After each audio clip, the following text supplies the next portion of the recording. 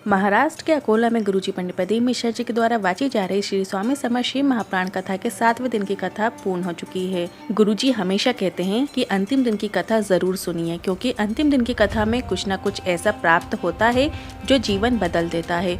उसी श्रृंखला में आज की कथा भी बहुत आनंद प्रदान करने वाली थी।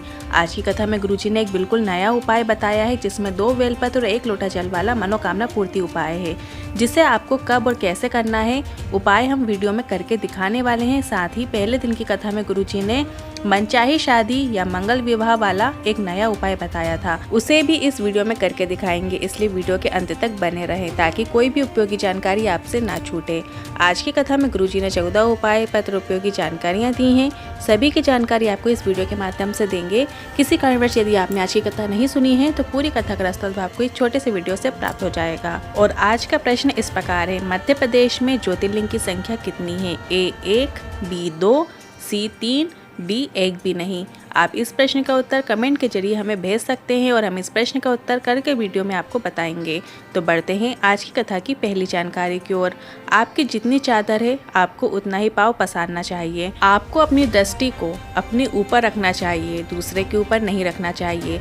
अगर आप दूसरों को देखकर जियोगे तो जीवन में दुख और निराशा मिलेगी, और स्वयं को देखकर अपने चादर के अनुसार रहोगे तो जीवन में सुखी रहोगे, खुशी रहोगे। बढ़ते हैं आज की कथा की दूसरी जानकारी की ओर। आपको अपने घर में कंट्रोल रूम बनाना चाहिए। अगर घर के किसी व्यक्ति को क्रोध आए तो वो उस रूम में जाकर गीता रामायण पढ़ सके और अपने गुस्से में कंट्रोल कर सके। बढ़ते हैं आज की कथा की तीसरी जानकारी की ओर। शिव महापुराण बाँचने वाले के अंदर अगर शंकर का विश्वास है तो ही वो आपको शंकर पर विश्वास करना सिखा देता है, शंकर का विश्वास दे सकता है। बढ़ते हैं आज की कथा की चौथी जानकारी की ओर। सरला खंडेलवाल सिरोंज महाराष्ट्र से पत्र लेकर आई। 40 से 50 साल हो गए थे कथा सुनते सुनते, पर जो नज़ारा आज के समय में देखने को मिल रहा है, ऐसा नज़ारा हमने 40 वर्षों में नहीं देखा। लाखों भक्त आते हैं और जो भक्त आता है वो अपना बैग में कुछ ना कुछ लाता है और खिलाकर चला जाता है। शिव महापुराण का ना तो कहीं अनाउंसमेंट होता है, ना ऑटो घूमता है, ना पर्चा बांटा जाता है, पर लाखों की संख्या में लोग पहुँच जाते हैं। यही शिव पर विश्वास है। बढ़ते हैं आज की कथा की 5वीं जानकारी की ओर। प्रेम सिंह जी पत्र लेकर आए। गुरुजी, हम 5 बहनें हैं और कथा पंडाल में बैठकर कथा सुन रहे हैं। 3 मई को हमारी बहन आ रही थी, फिर उनके बहू की डिलीवरी थी और डिलीवरी के बाद बच्चे की आंख नहीं खुली और 3 दिन आंख न खुलने पर डॉक्टर ने ऑपरेशन की बोल दिया। इसके बाद हमारी बहन रोने लगी तो हमने कहा किसी से शंकर भगवान के मंदिर में जल चढ़ाकर बुलवा कर वह जल बच्चे की आंखों में लगाओ। ऐसा किया और 20 मिनट बाद ही बच्चे ने आंख खोल दी। उसी का आभार व्यक्त करने कथा पंडाल में आए हैं। बढ़ते हैं आज की कथा की 6वीं जानकारी की ओर। श्री शिवाय नमस्तुभ्यम और नमः शिवाय दोनों का मतलब भोलेनाथ को नमन करना होता है, प्रणाम करना होता है। शिव महापुराण में आपको श्री शिवाय नमस्तुभ्यम मंत्र का महत्व का वर्णन मिल जाता है। जो श्री शिवाय नमस्तुभ्यम मंत्र का निरंतर जप करता रहता है, मात्र उसके मुख्य दर्शन कर लेने से हमारे द्वारा किए गए कई पापों से हमें मुक्ति मिल जाती है। बढ़ते हैं आज की कथा की 7वीं जानकारी की ओर। अगर आप पत्थर की मूर्ति को पत्थर मानोगे तो वो पत्थर ही रहेगा, और अगर आप उसे विश्वास से ईश्वर मानोगे तो उस पत्थर में ईश्वर स्वयं आकर आपके सामने बैठ जाएंगे। बढ़ते हैं आज की कथा की 8वीं जानकारी की ओर। बाबा के 3 मतलब होते हैं। बाबा हम छोटे बच्चे को भी बोल देते हैं, बाबा हम अपने पिता को भी बोल देते हैं, बाबा हम अपने घर के बड़े बुजुर्गों को भी बोलते हैं। उसी तरह भोलेनाथ भी हमारे सब कुछ हैं, सुख दुख सभी में बाबा भोलेनाथ हमारे साथ हैं, ऐसा मानकर आपको चलना चाहिए। बढ़ते हैं आज की कथा की 9वीं जानकारी की ओर। आपको लग रहा है आपके जीवन में बहुत तकलीफ है, बच्चों की शादी नहीं हो रही है, व्यापार नहीं चल रहा है, नौकरी नहीं लग रही है, मतलब आप ये सब अपनी परेशानी समझ रहे हो। आप भोले बाबा पर विश्वास रखो और बोलना है, बाबा आपकी बेटी है, शादी नहीं हो रही है। बस ऐसा मान लिया आपने, परेशानी स्वयं की नहीं मानी तो भोलेनाथ की जिम्मेदारी है घर के बड़े होने के नाते सभी परेशानियों को दूर करने की। बढ़ते हैं आज की कथा की 10वीं जानकारी की ओर। 3 चीज़ें सभी के पास होती हैं, तन, मन और धन। आप तन और धन अपने परिवार को, बीवी बच्चों को दे दोगे और अपना मन महादेव को दे दो, आपका जीवन सार्थक हो जाएगा, ये निश्चितता है। बढ़ते हैं आज की कथा की 11वीं जानकारी की ओर। आज गुरुजी ने एक विशेष उपाय की जानकारी दी है, जो आप कब और कैसे करना है हम आपको वीडियो के माध्यम से बता रहे हैं। पर उससे पहले आप ये समझ लीजिए कि ये उपाय किन्हें करना है, जिनके जीवन में परेशानियां चल रही हों, कष्ट चल रहे हों, पैसों की कमी हो, कर्जा बढ़ते चले जा रहा हो, मनोकामना लंबे समय से पूरी नहीं हो रही हो, तो आप ये उपाय कर सकते हैं। एक बेलपत्र आपको शिवलिंग पर जलाधारी से जहाँ से जल नीचे की ओर गिरता है उस स्थान पर अर्पित करना है। ध्यान रखिए, अशोक सुंदरी माता पर अर्पित नहीं करना है। बेलपत्र की डंडी जलाधारी की ओर हो, बीच वाली पत्ती का मुख शिवलिंग की ओर हो, इस बात का आपको ध्यान रखना है। और दूसरी बेलपत्र आपको शिवलिंग के ऊपर अर्पित करना है। बीच वाली पत्ती आपकी ओर हो, जहाँ से बैठकर आप बेलपत्र चढ़ा रहे हैं वो बीच वाली पत्ती आपकी ओर हो, डंडी का मुख आपके ठीक विपरीत हो। इस तरीके से आपको शिवलिंग पर बेलपत्र अर्पित करना है। अब आपको एक कलश जल 10 बार अर्पित करना है, मतलब एक कलश जल को आपको 10 बार करके जल अर्पित करना है।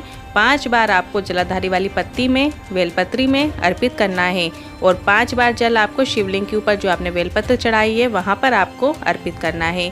ये उपाय आपको प्रत्येक माह में मासिक शिवरात्रि आती है उसमें करना है। अगली शिवरात्रि आएगी और आपकी जो मनोकामना है, जो परेशानी है वो दूर होती नजर आने लगेगी, मनोकामना पूरी होती नजर आने लगेगी। बस आपको अपना पूरा विश्वास भोलेनाथ पर होना आवश्यक है। बढ़ते हैं आज की कथा की 12वीं जानकारी की ओर। कल एक पत्र आया था जिसमें लिखा था, पहले तो संतान नहीं हो रही थी और बड़ी मुश्किल से गर्भ ठहरा और सिर्फ 5 से 5.5 महीने में ही बहुत दर्द हुआ और संतान ने जन्म ले लिया। क्योंकि जो संतान गर्भ में 9 महीने में रहती है वो श्रेष्ठ होती है, पूर्ण विकसित रहती है। ऐसी संतान को देखकर डॉक्टर ने कह दिया कि ये संतान जीवित नहीं रहेगी। जिसके गर्भ से संतान हुई है वो पलंग पर लेटे लेटे कह रही थी, मैं शिव महापुराण कथा सुनती हूँ, मेरे बाबा की कृपा से संतान हुई है, इतने वर्षों बाद संतान हुई है, संतान को बाबा ही संभालेंगे। और कहा, मंदिर जाओ और एक बेलपत्र शिवलिंग पर चढ़ी हुई मेरे बच्चे के पास लाकर रख दो। डॉक्टर ने कहा, हम बेलपत्र नहीं रखेंगे। तो माँ ने कहा, आप तो कह रहे हो बच्चा नहीं बचेगा, तो बेलपत्र रखने से क्या होता है। इसके बाद 3 से 4 महीने बच्चा आईसीयू में रहा, पेटी में रहा और वहाँ वो बच्चा बचते बचते ठीक हो गया और आज भी वो बच्चा जीवित है। भोले बाबा की कृपा का आभार व्यक्त करने कथा पंडाल में आई हूँ। बढ़ते हैं आज की कथा की 13वीं जानकारी की ओर। महादेव ना भांग पीते हैं, ना चरस पीते हैं, ना अफीम पीते हैं, ना नशा करते हैं, तो महादेव क्या पीते हैं। तो गुरुजी ने बताया, महादेव तो 1 लोटा जल चढ़ाने वाले का दुख, तकलीफ, बीमारी और कष्टों को पी जाते हैं। बढ़ते हैं आज की कथा की 14वीं जानकारी की ओर। गुरुजी ने पहले दिन की कथा में इस उपाय की जानकारी दी थी। ये उपाय बताया था, ऐसे बेटा बेटी जिनका मंगल विवाह नहीं हो रहा हो, जो चाहते हो कि अच्छा रिश्ता मिले, अच्छा घर मिले, जहाँ पर लोग हमारा आदर करें, सत्कार करें, तो आपको ये उपाय करना है। जिन लोगों के रिश्ते आना भी बंद हो गए हैं, बात बनते बनते बिगड़ जाती हो, वो लोग भी ये उपाय कर सकते हैं। शिव महापुराण की कथा कहती है, एक बेलपत्र और एक दूर्वा आपको लेना है। बेलपत्र आप ऐसे लीजिए जो कहीं से भी खंडित ना हो, पूर्ण बेलपत्र हो और जिसका डंठल तोड़ लिया जाए, ऐसी बेलपत्र आपको लेना है। और एक दूर्वा लेना है। आपको सबसे पहले मंदिर में जहाँ नंदीश्वर महाराज बैठे होते हैं, नंदी भगवान बैठे होते हैं, उनको वो बेलपत्र और दूर्वा स्पर्श करा लेना है, जैसा कि आप वीडियो में देख सकते हैं। नंदी को स्पर्श कराकर इसके बाद शिवलिंग की जो जलाधारी होती है, जो ऊपर जलाधारी लगी होती है, वहाँ पर स्पर्श करा दीजिए। इसके बाद वो बेलपत्र और जो दूर्वा है वो शिवलिंग के ऊपर अर्पित कर देना है। एक बार और ध्यान से सुनिए। सबसे पहले उस बेलपत्र और दूर्वा को नंदी महाराज को स्पर्श कराइएगा, फिर ऊपर जो जलाधारी लगी होती है शिवलिंग के, वहाँ पर आपको स्पर्श करा लेना है। इसके बाद फिर वो बेलपत्र और दूर्वा को शिवलिंग के ऊपर अर्पित कर देना है। शिवलिंग में जब आप बेलपत्र अर्पित करेंगे तो जो डंडी का मुख है वो जलाधारी की ओर हो, इस तरीके से आपको अर्पित करना है।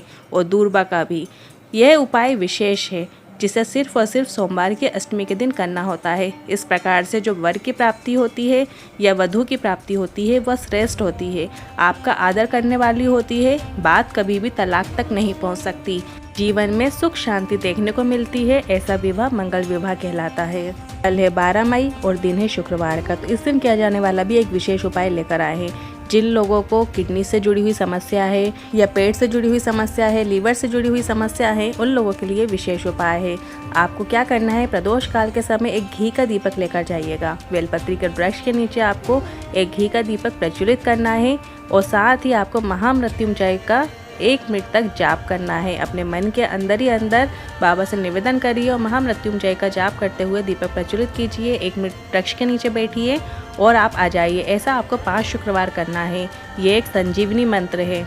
यदि आपको महामृत्युंजय मंत्र नहीं आता है तो आप नमः शिवाय या श्री शिवाय नमस्तुभ्यम मंत्र का भी स्मरण कर सकते हैं, जाप कर सकते हैं।